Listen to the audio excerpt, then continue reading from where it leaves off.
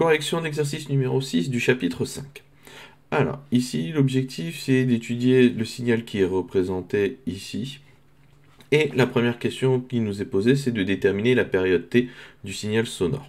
Donc, pour déterminer la période t de ce signal, donc il faut rappeler ce qu'est une période. Donc, la période, c'est la durée du motif élémentaire. Lorsqu'on regarde le signal, si on prend comme référence l'intersection entre la courbe jaune et ici l'axe horizontal, donc ce point-ci, on voit que si on part de ce point pour avoir un motif élémentaire, on va arriver ici, c'est-à-dire 2 carreaux plus loin. Donc on a un motif élémentaire qui prend 2 carreaux. Et ici, sur le dessin, on a une échelle, à savoir un carreau représente 2 millisecondes. Donc de ce fait, comme mon motif élémentaire est sur 2 carreaux et qu'un carreau vaut 2 millisecondes, à ce moment-là, ma période vaut 4 millisecondes. Ensuite, pour la deuxième question, on nous demande de calculer la fréquence.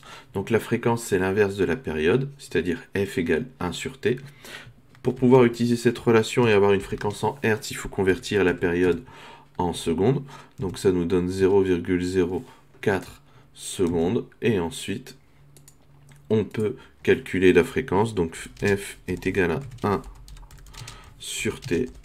Donc c'est-à-dire 1 sur 0,004.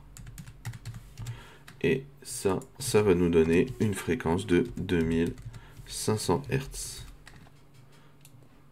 Et ça clôture la correction de cet exercice.